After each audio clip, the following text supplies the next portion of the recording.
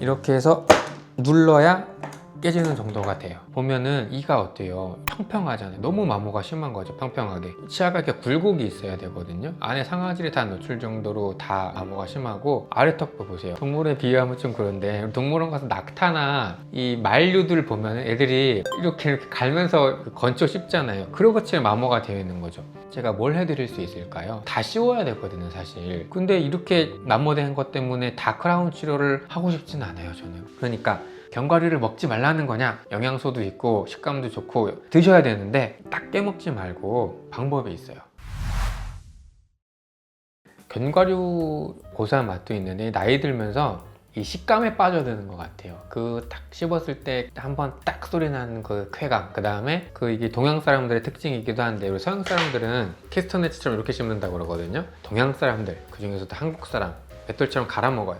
견과류가 딱 갈고 정말 안성맞춤인 식품이죠. 근데 견과류가 치아에 혹은 잇몸에 어떤 영향을 미칠까 한번 생각해 볼 만한 주제고, 제가 이렇게 주제를 준비하게 된 이유는 저희 치과에 오시는 많은 환자분들 중에 치아 마모가 엄청나게 심하신 분들이 있고, 왜 그런지 여쭤보면 대부분은 딱딱한 음식은 즐겨 드시고 견과류로 수렴되는 경우가 많기 때문이에요. 어떤지 살펴보도록 하겠습니다. 견과류의 효능, 그리고 제가 말하지 않아도 인터넷 찾아보면 많아요. 호두에는 지방산도 많고, 아몬드, 비타민 E가 많고, 콜레스테롤 흡수를 줄여주고, 땅콩, 빈혈이 좋고, 당연히 좋죠. 좋아요. 그래서 많이 먹을수록 좋은데 치아에는 어떨까? 찾아보니까 논문이 있어요. 이 논문은 견과류 효능 단독으로 본 게 아니라 우리가 과일을 먹었을 때 과연 그 과일이 잇몸병, 치주염에 도움이 될까를 주제로 그 음식을 비교를 한 거예요. 그 과일이랑 견과류를 먹었을 때 과연 입안에서는 어떤 효능을 보일까? 그래서 견과류를 비교하는 음식으로 나왔는데 간접적으로 알 수 있어요. 견과류가 치아나 잇몸에 어떤 영향을 미칠 수 있는지 간접적으로 볼 수 있는 논문이어서 이제 가져왔는데, 이제 과일을 복용하면은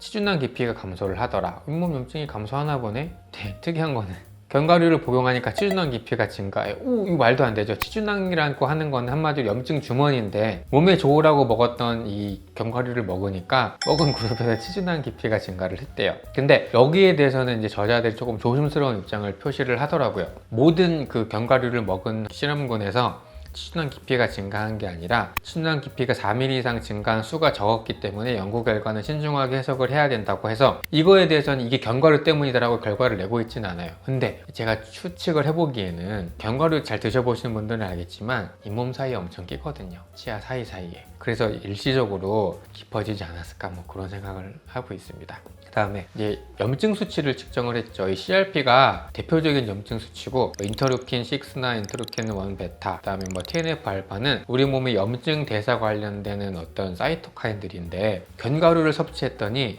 요 인터루킨 베타가 이제 8주 정도 지났을 때 베이스라인보다는 줄었죠. 그런데 앞에서 봤을 때는 치주낭 깊이는 증가했어. 염증 수치는 줄었는데 치주낭 깊이가 증가를 했다고 하니까 견과류 섭취 때문에 이 치은염, 치주염이 생기고 치주낭 깊이가 증가했다고 해석하기 어려운 거죠. 그러니까 이거는 좀 여전히 물음표로 남아있고, 이제 또 다른 여러 가지 방법으로 논문을 해석을 해보거나 더 광범위한 연구를 해봐야겠죠. 그래서 이제 이 논문의 결론은 간단해요. 견과류 섭취보다 과일을 섭취하는 게 잇몸에는 더 낫다. 제 생각도 그래요. 굳이 딱딱한 거 먹어가면서 좋을까? 과일이 훨씬 더 나은 거죠. 견과류를 먹어도 효과는 있는데 과일이 더 낫다가, 입안에서는 결국 논문 보면 보통 그래요. 혹시 빛낭이라고 아시나요? 빛낭, 베텔럿이라고 하는데, 제가 이제 견과류와 관련된 논문을 막 찾아봤지만, 예를 들어 땅콩, 아몬드 씹어서 치아 마모가 어떤지, 턱관절 질환이 어떤지 쓰여진 논문이 제가 못 찾았어요. 없는 건지 못 찾은 건지 모르겠는데 베텔럿은 있어요. 이게 저쪽 아시아, 중국 이런 데서 씹는 열매인데, 구강암을 일으키는 대표적인 중독성 물질이 있는 너트예요.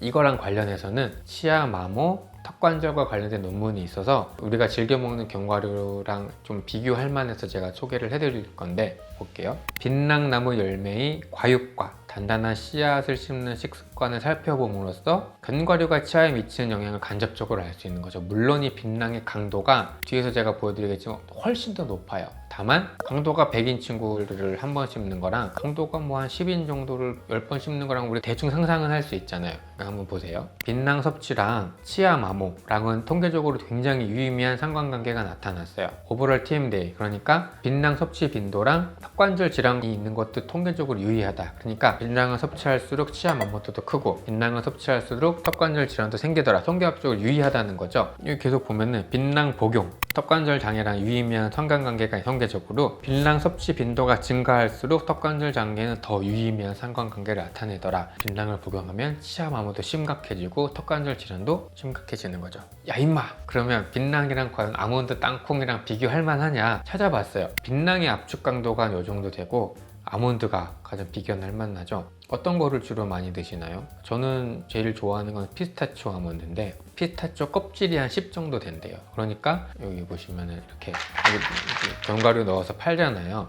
파는 것들 중에 빛낭에 버금가는 압축 강도를 가진 견과류는 다행히 없는 거죠. 피스타치오 그 딱딱한 껍질마저도 이 정도 되니 야 그러면 이 정도 압축 강도 갖고 있는 거를 뭐 먹는다고 치아가 마모가 되고 깨지겠냐 생각할 수 있는데 제가 이거 모델 한번 보여드릴 건데 생각보다 힘을 많이 줘야 되거든요. 얼마나 힘을 줬을 때 견과류가 깨지는지를 한번 보면은 이 정도 말랑말랑한 거는 이거 모델입니다. 당연히 치아가 아니에요. 그냥 이렇게 간단하게 손으로 툭 눌러도 이거는 깨져요. 그러니까 아몬드는 같은 힘으로 부수면 이거 안 부서지거든요. 이렇게 해서 눌러야 깨지는 정도가 돼요. 그러니까 이거랑 물론 양쪽 이에 물고 비교할 수 있겠는데 아몬드 정도 되는 압축 강도가 5에서 15 정도 되는 친구들은 생각보다 센 힘으로 씹어야 뽀개진다. 쉽게 생각할 수 있는 예라서 제가 모델을 좀 준비를 해봤어요. 제가 근데 이제 견과류를 준비한 이유가 저희 치과 오셨던 환자분의 사진을 보면 설명을 드릴 텐데 자, 뭐 어떤 게 보이시나요? 이 사진에 이 어금니가 아파서 오셨던 분이긴 하지만 저는 보자마자 보였던 거는 이거예요. 특이하죠? 반달 모양으로 깨져 있어요. 환자분 혹시 앞니를 뭐 깨드세요? 제가 여쭤봤거든요. 해바라기 씨를 까드신대요. 해바라기 씨를 까먹다니 어떻게 됐어요? 범랑질이 치아에서 가장 딱딱하다고 하는 부분이 노치가 생겨버렸죠. 세월의 흐름을 낙수가 돌뚫듯이 치아가 실제로 마모가 되는 거예요. 환자분이 이제 아파서 온 어금니는 요거였는데 이런 식습관이 치아 깨지는데 좀 영향을 미치지 않았을까 생각이 들고 이 환자분도 똑같아요. 보이시죠? 앞에 환자분이랑 다른 환자분인데 제가 앞에서 경험을 했잖아요. 해바라기 씨를 드신 거를 제가 환자분한테 여쭤봤어요. 환자분 혹시 앞니로 해바라기 씨 까드시나요? 어떻게 하셨어요? 이러는 거 환자분이 저한테. 앞니만 마모가 된 게 아니라 이렇게 딱딱한 거 좋아하시는 분들은 마모가 엄청난 거예요. 지금 크라운 치료 해놓은데도 여기도 지금 파절이 일어났고 아래 어금니랑 닿는 이런 어금니에 씹는 면이 상아지라고 이제 퍼석퍼석한 부분이 노출된 정도로 마모가 일어났고 밑에 한번 보세요. 이렇게 밑에 도장 찍듯이 파여나갔고 유치원은 이제 부러져서 오셨거든요. 물론 이 환자분이 하루 종일 견과류를 드시는 건 아닐 거고 견과류만 먹어서 이렇게 된 건 아닐 거예요. 식습관이 있을 거고 뭐 씹는 힘도 작용했을 거고 있지만 평소에 단단한 음식을 많이 드시고 마모가 일어난다는 거죠. 또 다른 환자분 앞니 깨진 정도야 이제 뭐 그럴만한데 이런 분들 치료하기가 굉장히 어려워요. 이분 주요 CC가 불편하다고 하시는 게 이가 시려워해요. 제가 뭘 해드릴 수 있을까요? 환자분이 이가 어때요? 평평하잖아요. 너무 마모가 심한 거죠. 평평하게. 치아가 이렇게 굴곡이 있어야 되거든요. 안에 상아질이 다 노출 정도로 다 마모가 심하고 아래턱도 보세요. 동물에 비유하면 좀 그런데 동물원 가서 낙타나 이 만류들 보면 애들이 이렇게 갈면서 건초 씹잖아요. 그러고처럼 마모가 되어 있는 거죠. 제가 시린 증상을 어떻게 해결 다 씌워야 되거든요 사실. 근데 이렇게 마모된 것 때문에 다 크라운 치료를 하고 싶진 않아요 저는. 그래서 제가 그냥 시린이 처치 여러 가지 방법들이 있는데 그렇게 해서 이제 관리를 해드리고 있고 심하게 깨진 데는 크라운 치료를 몇 군데 하고 그렇게 했습니다. 엄청나죠? 여기가 깨지는 게 마모는 아니죠. 이거는 파절에 속하기는 하는데 여기가 이렇게 왜 이렇게 많이 깨져나갈까요? 치아의 목 부분이 스트레스에 취약하다고 말씀드렸어요. 범랑질이라고 하는 딱딱한 성분이 굉장히 얇아서 그런데 씹는 면을 한번 같이 또 보죠. 마모가 엄청나죠? 범랑질은 여기 목이먼 넘어고 여기 다 깎여 나갔고 여기도 다 누런색이 드러나 있고 위에도 마찬가지. 엄청나게 많아요. 마모가 되는 이유는 여러 가지가 있을 텐데 제가 찾다 보니 관심 있어 하는 내용으로 쓴 논문이 있어서 그냥 소개를 시켜드리는 건데 카리브의 섬나라 트리니다드 어느 뭐 이런 데가 있나 봐요. 거기 환자들이 치아가 금이 가거나 보출물이 파손된 상태로 치과를 찾다 보니 이 논문을 쓰신 분들은 저랑 똑같은 거 환자분들한테 관심이 많은 거예요. 물어봤더니 공통적으로 뼈나 딱딱한 음식을 씹는 습관이 있다고 말을 했대요. 근데 이거는 여기에 특징인가 봐요. 뭐 뼈를 많이 먹나 봐. 또 사육동물과 야생동물의 다양한 고기를 포함한 다양한 재료를 사용하는 다양한 조리의 요리를 특징으로 한데 우리나라랑 똑같죠. 우리나라 사람들 안 먹는 거 있나요? 다 먹잖아요. 엄청나게 잘 먹죠. 그래서 우리나라랑 식습관이 비슷해서 또 같은 주제라서 고품질 논문은 아니지만 좀 가져와 봤는데 이 사람들이 먹는 뼈가 치킨, 비프, 고트 엄청나게 많은 뼈를 먹는 거죠. 베이우스 타입스 엄청 먹어요. 차나라는 뭐가 있고 크랩, 이게 사탕수수 이런데 이런 것들을 먹는 환자분들에서 치아가 뽀개지거나 틀니가 뽀개지거나 뭐 통계적으로 뭐 조사를 해봤대요. 그래서 이 논문의 저자들은 이런 뭐 차나나 이런 사탕수수 같은 것들의 음식의 특징이 치아가 깨지게 만드는 원인이 원통형 단면을 가진 식품에 주목을 했대요. 똑같죠. 아몬드랑 원통의 단면을 가진 차나나 사탕수수 이런 것들이 삼각형 용기부의 볼록한 표면을 쐐기 힘으로 가로지른다. 그러니까 이런 것들을 먹으면 치아가 굴복져 있잖아요. 쐐기 힘을 가해야 치아라 파절되는데 큰 영향을 미치지 않았을까라고 결론을 맺고 있지만 이 논문이 고품질 논문은 아니라서 그냥 재밌게 그냥 읽을 수 있는 논문이에요. 그러면 치아는 완벽한 구조를 갖고 있는 어떤 구조물인데 단순히 딱딱하고 질긴 것만 먹어서 마모가 될 수 있냐라고 생각할 수도 있지만 그렇게 생각하기 이전에 치아는 구조적으로 파절이랑 마모에 취약해요. 왜 그러냐면 서로 다른 물성이 겹쳐 있기 때문이에요. 치아에 이렇게 보면은 뿌리가 있고 머리가 있죠. 그 안쪽을 보면 어떻게 돼요? 퍼석한 상아질이 있고 거기에 범랑질이 붙어 있는 구조잖아요. 서로 다른 성질의 물질이 붙어 있다 보니까 여러 가지 물리적 특성에 취약한 성질을 가지고 있고 내재적으로도 갖고 있는데 제가 설명을 드리겠습니다.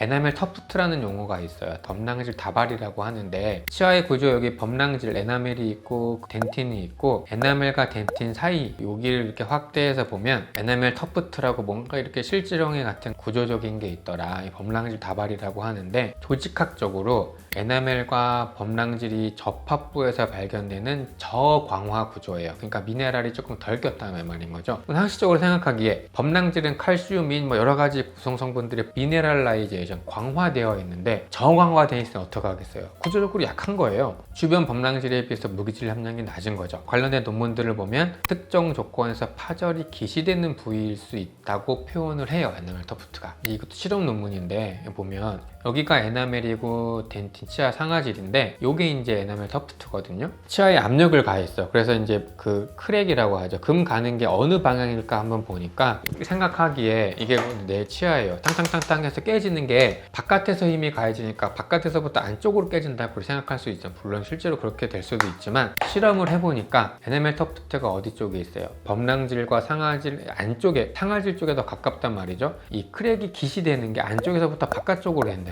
이렇게 안쪽에서 점점 바깥쪽으로 나아가고 있죠. 딱딱한 거를 씹으면 이 논문 사진을 봐도 이 에나멜 터프트 상아질 쪽에서 바깥쪽으로 금이 가더라. 이게 시사하는 바는 첫 번째, 아까 말씀드렸듯이 음식이 딱딱하고 질긴 것도 중요하지만 치아 구조적으로 우리 치아 어딘가에는 크랙, 파절이 기시될 수 있는 부위를 갖고 있다. 두 번째, 딱딱한 걸 많이 씹었어. 겉에서부터 잘 깨져나가면 우리 어떻게 되겠어요? 주의를 하게 되겠죠? 그런데 안에서부터 깨지니까 겉에가 멀쩡해. 근데 그 딱딱한 음식은 맛있고 식감이 좋아. 겉으로 표현하는 게 이제 크게 문제가 안 되니까 계속 복용하게 되는 문제가 된다고 저는 생각을 해요. 또 하나, 구조적으로 아까 말씀드렸듯이 범랑질이랑 상아질이라고 하는 두 개의 서로 다른 물질이 붙은 구조다 보니까 실험을 해보면 치아에다가 뜨겁고 차가운 로딩을 가했을 때 이 비틀림 응력이 서로 다르게 받는데요. 보면 완전 마이너스 플러스 반대로 뒤틀리는 거죠. 그러니까 우리 목욕탕 갔을 때 냉탕, 온탕 왔다 갔다 하지 말라 그러잖아요. 심장이 안 좋다고.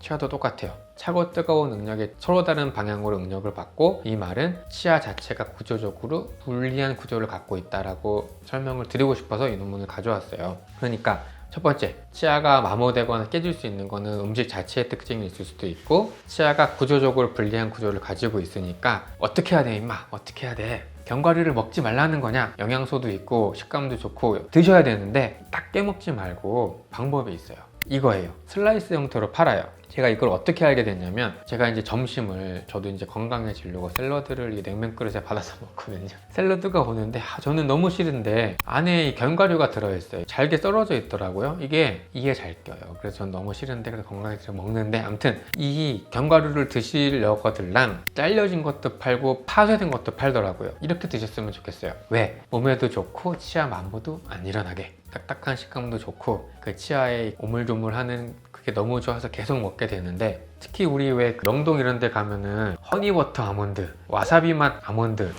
사게 되면 한 봉지 그냥 순삭이죠. 조금 지양하셨으면 좋겠어요. 몸에도 좋고 맛도 좋은데 드시려고들랑 슬라이스 형태로 드시는 게 치아를 오래 쓰고 파절돼서 뭐 신경치료나 아니면 크라운 치료나 임플란트를 안 하게 되는 치아가 깨질 수 있으니, 마모될 수 있으니 썰어서 먹자가 주제입니다. 감사합니다.